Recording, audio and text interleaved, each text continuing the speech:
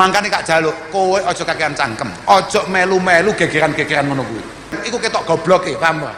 Kan takok iku jenengan kok mboten nate komentari niku napa? Lha nyapa aku komentari piye? Aku melu-melu koyo wong-wong semacam kiai terus moro-moro mengatakan bahwa mereka semua adalah orang biasa, bukan keturunan Nabi. Lek bener, kalau dia bukan keturunan Nabi, kita tetap diperintah oleh Allah Subhanahu wa taala untuk memuliakan orang lain, apalagi mereka memiliki keistimewaan. Misalnya kono ngalim. Lah nek salah, fatwa itu salah. Kemudian ternyata ada darah Rasulullah dalam tubuh beliau itu. Terus moro-moro sesuk ning ora mahsyar terus simpangan mbek Kanjeng Nabi didangu. Lah, kowe mbiyen iki termasuk bocah sing gak demen kambek putu-putuku ya? Nah, jawabanmu piye aku pengen roh, Simpangan kambek Kanjeng Nabi terus moro-moro kowe mbiyen termasuk wong sing kampanye anti kambek putu-putuku ya? Jawabanmu piye pengen roh? Ayo kita rencanakan bareng-bareng dulu supaya kita sama-sama selamat, paham? Assalamualaikum warahmatullahi wabarakatuh. Bismillahirrahmanirrahim. Allahumma sholli ala sayyidina Muhammadin wa ala alihi wa sahbihi ajma'in, amma ba'du. Jalanallahu wa iyyakum min ahlil khairi wa sa'ada fid dini wa dunya wal akhirah. Semoga Allah jadikan kita mendapatkan rahmat, mendapatkan kebahagiaan, sehingga di akhirat nanti Allah jadikan kita orang-orang yang beruntung, dibangkitkan bersama orang-orang yang akan mendapatkan kebahagiaan untuk selama-lamanya. Amin, Allahumma amin. Apa yang disampaikan oleh Gus Kausar ini mungkin mewakili mayoritas dari para kiai atau gus-gus di NU ya. Ini mungkin saja ya. Setidaknya ini sama dengan apa yang disampaikan oleh Gus Koyum. Kesimpulannya artinya tidak setuju kalau ada narasi-narasi Habib itu bukan dzurriyyah Nabi. Walaupun kalau Gus Kausar ini lebih membawa tema ikhtiyat, yaitu berhati-hati. Artinya pertaruhannya, kamu bilang palsu, kamu bilang bukan, kalau ternyata asli. Bagaimana nanti kamu ketemu Rasulullah, papasan dengan Rasul, terus ditanya ini orang-orang yang dulu menuduh-nuduh keturunanku itu palsu. Ini yang mengkampanyekan kalau keturunanku itu palsu. Nah, kira-kira kan begitu. Sebetulnya Kiai Haji Imaduddin sudah pertama kali menanggapi Buya Yahya itu masalah itu. Ketika Buya Yahya menyampaikan satu narasi, bagaimana kalau ternyata mereka benar sebagai dzurriyyah Nabi? Sikap kita menuduh-nuduh mereka palsu itu kan berarti menyakiti dzurriyyah Nabi. Kata Kiai Haji Imaduddin, bagaimana kalau sebaliknya? Mereka bukan dzurriyyah Nabi. Berarti kita membiarkan orang-orang menjadi korban kebohongan, sesuatu yang dinisbatkan kepada Nabi, bukan dzurriyyah Nabi tapi dianggap sebagai dzurriyyah Nabi. Saya menyimpulkan itu ya sudah pertaruhan saja. Pertaruhan artinya ya sudah, wallahu yahkumu bainana. Nanti kita lihat di hadapan Allah. Kita bicara sekarang, kalau bicara nanti ya nanti. Siapa yang ikut pendapat ini, siapa yang ikut pendapat itu ya silahkan nanti.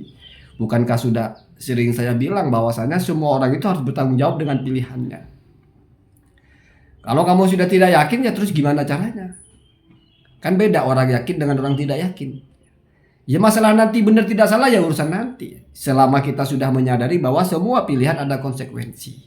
Dan semua nabi, semua yang memicu juga ada konsekuensi tersendiri sebagai pemicunya. Jadi kalau masalah itu ya, kalau bahasanya yang pro Kiai Haji Imaduddin itu kok doktrin bahasanya. Ini kan kajian ilmiah kok dihantam dengan doktrin gitu ya.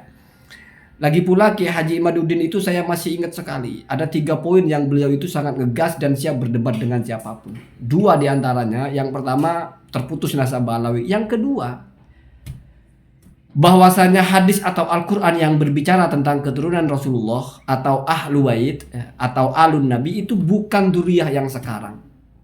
Jadi bagi Kiai Haji Imaduddin dzurriyyah yang sekarang itu ya bukan seperti yang diancam-ancamkan dalam hadis kalau menyakiti atau fadilah-fadilah kalau menghormati. Mereka itu bukan dzurriyyah Nabi yang sekarang, tapi dzurriyyah Nabi atau keluarga Nabi yang hidup di masa Nabi. Itu kan pendapatnya Kiai Haji Imaduddin yang diikuti, dan secara ilmiah ada seperti itu. Yang membatasi ketika ada ayat tathir, yutahhirukum tathira, kum di situ, ahlu bait di situ ya ashabul kisah, ada yang begitu. Hanya yang hidup bersama Nabi memang ashabul kisah itu kan Sayyidina Ali, Sayyidina Fatimah, Sayyidina Hasan, Sayyidina Husain, Nabi. Atau dan juga sama istri-istri Nabi. Jadi bukan ayat tentang keturunan Nabi yang sekarang. Itu kan masalah perbedaan pendapat ya. Kalau ujungnya saja sudah tidak menyatakan dzurriyyah Nabi ini masuk kepada yang dinaskan dalam hadis, dibicarakan dalam Al-Quran, dicintai, dihormati dan sebagainya, tidak termasuk yang sekarang. Artinya mau asli mau palsu kan sebetulnya tidak penting. Makanya Kiai Haji Madudin santai saja mengkritik, mempertanyakan nasabnya. Dalam kajian ini ingin memurnikan siapa yang dinisbatkan kepada Rasulullah SAW. Jadi kita harus paham cara berpikir seseorang, kita jangan hanya lihat dari satu sisi. Bahkan Kiai Haji Madudin juga siap berdebat dengan siapapun, tidak pernah ada dalil menghormati keturunan Nabi yang sekarang ini. Ya kalau sudah seperti itu pemahamannya dengan keilmuan Kiai Haji Madudin, dengan hujahnya seperti itu, berarti kalau kita bilang bagaimana kalau mereka itu ternyata keturunan Nabi, ya nggak ada urusan. Ya walaupun mereka keturunan Nabi juga tidak termasuk kepada yang wajib dihormati sebagaimana dalam hadis, sebagaimana dalam ayat. Bukan mereka orangnya. Terus mau jawab gimana? Makanya selalu saya bilang lapis hujahnya Kiai Umar itu dua poin. Jadi kalau misalnya di debat, bagaimana kalau ternyata mereka itu beneran? Bagaimana kalau ternyata Anda salah? Ya nggak ada masalah. Bukankah Anda menyakiti mereka? Bukankah Anda tidak menghormati mereka? Ya memangnya mereka kenapa dihormati? Toh yang dihormati dzurriyyah Nabi atau ahlu Nabi itu bukan termasuk mereka kok. Mereka tidak termasuk yang harus dihormati.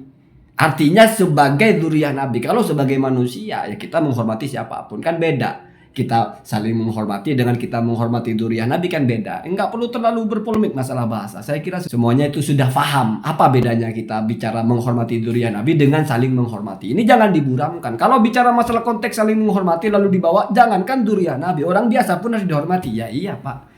Tetapi kan tinggal dibalik, mempertanyakan nasab bukan tidak menghormati, tapi mencari kebenaran. Ketika kita menyampaikan argumentasi bukan tidak menghormati, tetapi ingin ada kebenaran. Kan begitu kalau cuma mau main akal-akalan logika. Tetapi kalau masalah hati-hati yang disampaikan oleh Gus Kausar ini, walaupun ya kalau hati-hati sebetulnya jangan ada gas-gas, jangan ikut-ikutan orang yang maca kiai atau bodoh atau apa, itu kan juga kurang hati-hati namanya, itu memperkeruh sebetulnya ya. Ya, maksudnya kalau hati-hati ya dirinya juga dalam generasi juga mestinya hati-hati gitu. Ingin mengajarkan kita sudah ikut yang hati-hati saja, walaupun ternyata bukan dzurriyyah Nabi. Bagaimana kalau ternyata dzurriyyah Nabi?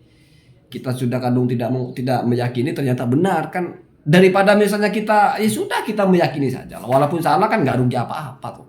Kita menghormati orang kan nggak rugi apa-apa. Nah kan begitu logikanya. Toh walaupun mereka bukan dzurriyyah Nabi ya tetap kita hormati. Iya, tapi semua orang juga paham beda menghormati dzurriyyah Nabi dengan menghormati orang kan beda. Bahasanya beda.